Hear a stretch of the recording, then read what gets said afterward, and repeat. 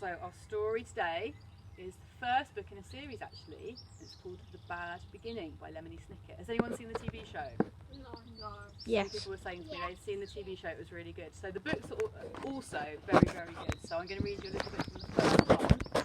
And if you like it, you might want to check out this one or another one in the series. So, Chapter 1. If you are interested in stories with happy endings, you'd be better off reading some other book. In this book, not only is there no happy ending, there is no happy beginning and very few happy things in the middle.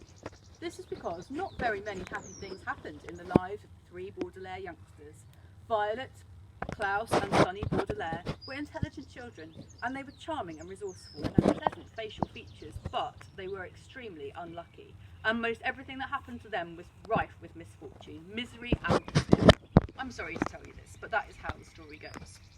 Their misfortune began one day at Briny Beach. The three children lived with their parents in an enormous mansion at the heart of a dirty and busy city, and occasionally their parents gave them permission to take a rickety trolley.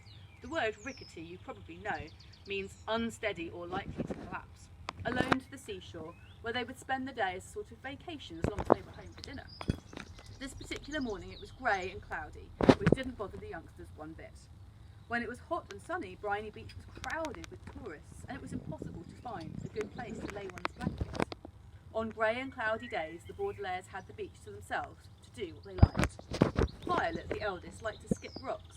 Like most 14-year-olds, she was right-handed, so the rocks skipped farther across the murky water when Violet used her right hand than when she used her left. As she skipped rocks, she was looking out at the horizon and thinking about an invention she wanted to build. Anyone who knew Violet well could tell she was thinking hard because her long hair was tied up in a ribbon to keep it out of her eyes. Violet had a real knack for inventing and building strange devices, so her brain was often filled with images of pulleys, levers, gears, and she never wanted to be distracted by something as trivial as her hair. This morning she was thinking about how to construct a device that could retrieve a rock after you had skipped it into the ocean. Klaus Baudelaire, the middle child and the only boy, liked to examine creatures in tide pools. Klaus was a little older than 12 and wore glasses which made him look intelligent. He wasn't. His parents had an enormous library in their mansion, a room filled with thousands of books on nearly every subject. Being only 12, Klaus of course had not read all of the books in the Baudelaire library, but he had read a great many of them and had retained a lot of the information from his readings. He knew how to tell an alligator from a crocodile, he knew who killed Julius Caesar, and he knew much about the tiny, slimy animals found at Briny Beach, which he was examining now. Sonny, the youngest, liked to bite things. She was an infant and very small for her age, scarcely larger than a boot. What she lacked in size, however, she made up with the size and sharpness of her 4 teeth. Sonny was at an age where one mostly speaks in a series of unintelligible shrieks, except when she used the few actual words in her vocabulary like bottle, mummy and bite. Most people had trouble understanding what it was that Sonny was saying. For instance, this morning she was saying gap over and over, which probably meant, look at that mysterious figure emerging from the fog. Sure enough, in the distance along the misty shore of Briny Beach, there could be seen a tall figure striding towards the children. Sonny had already been staring and shrieking at the figure for some time when Klaus looked up from the crab he was examining and saw it too. He reached over and touched Violet's arm, bringing her out of her inventing thoughts.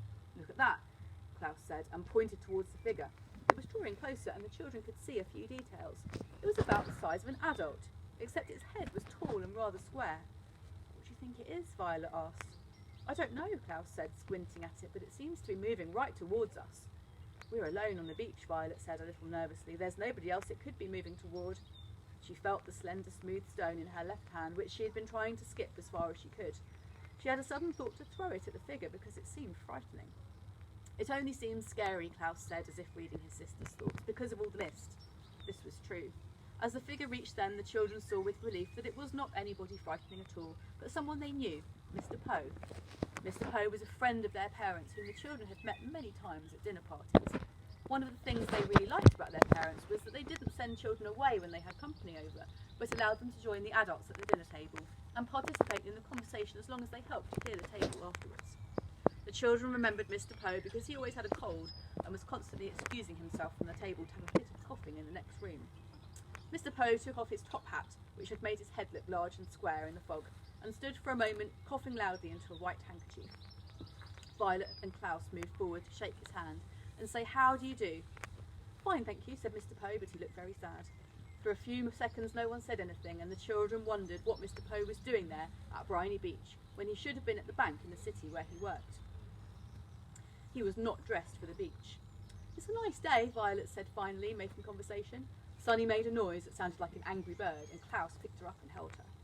"Yes, it is a nice day," said Mr. Poe absently, staring out at the empty beach. "I'm afraid I have some very bad news for you children."